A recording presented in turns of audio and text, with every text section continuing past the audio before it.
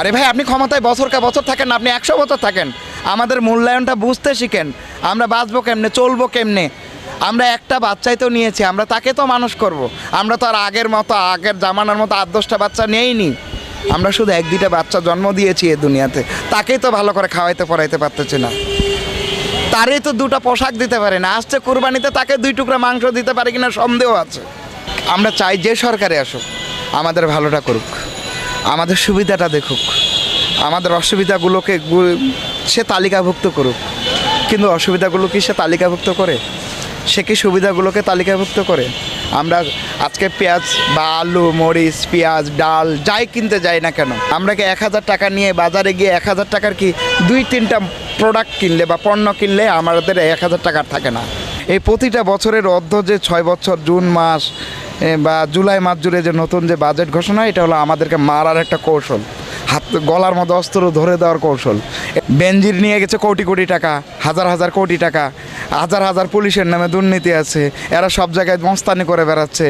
এদের জিনিসের মধ্যে কোনো ধরনের প্রভাব পড়েনি। মরছে আমরা যারা প্রান্তিক মানুষ, যারা মধ্যম শ্রেণীর মানুষ, যারা আমরা দিনে আনি দিনে খাই। আপনি পেঁয়াজের বাজারে যেয়ে দেখেন, আমার মতো মানুষ 1 কেজি পেঁয়াজ কেনার মতো আমার নৈতিক সামর্থ্য নেই। হয় আমাকে চুরি করতে হবে, নাহলে হাতে অস্ত্র তুলে নিতে হবে, নাহলে ছিনতাই রাহজানি করতে হবে। এছাড়া আর কোনো পথ আর খোলা নেই গরিবের জন্য। গরিবের জন্য মারার জন্য যে কৌশলগুলো নেওয়া দরকার সরকারের, সব কৌশল এসে হাতে নিয়েছে। আমাদের মতো যারা রিক্সা চালক, যারা আমরা দিনে আনি দিনে খাচ্ছি, যারা আমরা শ্রমিক টাইপের, তাদের কথা চিন্তা এই সরকার কোনোদিনও করবেও না। আর আপনার মাধ্যমে যেগুলো বলছে, এটা আপনার কোথাও কেউ গুরুত্বও দিব না, কারণ এটা শুধু আপনার মধ্যেই নিহত থাকবে। সরকার এগুলোকে গুরুত্ব দেয় না, সরকার এগুলো নাথিং মনে করে। আজকে আমি পথে, আমার মতো হাজারো যুবক যারা পাঠাও চালায়, যারা ফুটপাতে দোকান করে খায়, তাদের আজকে কোনো গতি নেই। তাদের চাকরি কেড়ে নেওয়া হচ্ছে, কিন্তু গোপালীদের চাকরি দেওয়া হচ্ছে, তাদের প্রমোশন হচ্ছে। আপনি চামচামি করতে পারবেন? আপনার মিডিয়া আরও উপরে উঠবে। পুলিশ থেকে শুরু করে যারা প্রশাসনিক কাজে নিয়োজিত, তাদের কোনো দয়া মায়া মমতা নেই। ওরা পারলে ইয়াবা ঢুকায় দেয় পকেটে, গাঞ্জা ঢুকায় দেয়, ভালো ছেলেদেরকে নিয়ে যায় জেলখানায় আবদ্ধ রাখে। আমি চাকরি হারিয়ে আমি দিশেহারা। আমি যে সংসার চালাবো, আমার একটা ছেলে আছে, তাকে মানুষ করার মতো আমার এখন সামর্থ্য নেই, আমার কোনো যোগ্যতাই নেই। আমি যে তার বাবা, তার পরিচয় দেওয়ার মতো আমার কোনো ইখতিয়ারও নেই। আমি হারাই ফেলতেছি দিন। আমার দৈনন্দিন যে আমার হতাশা, আমি যে চলতে পারতেছি না, আমি এগুলো কার কাছে জানাবো?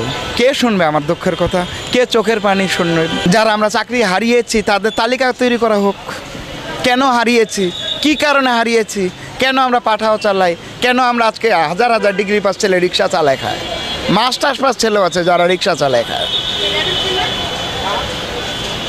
এরা কি চলতে পারে? আপনি কি ভাবেন? এদের কাছে একটু সাক্ষাৎকার নিয়ে দেখেন তো। আচ্ছা, খালি কি নিত্যপণ্যের দাম বেড়েছে? মানুষের কি আর কোনো এর নিত্যপণ্যের বাইরে কি কোনো প্রয়োজনীয় জিনিস নেই? চিকিৎসার জিনিসের কি দাম বাড়ায়নি? মানুষের স্বাস্থ্য খাতে কি ব্যয় বাড়েনি? মানুষের যারা চাকরি পাওয়ার যারা যোগ্য, তারা চাকরি নিতে গেলে লাখ টাকা ঘুষ দিতে হচ্ছে, তারপর চাকরি পাচ্ছে না। আপনি এগুলো কি নিচ্ছেন? আপনি কি এগুলো তালিকাভুক্ত করেছেন?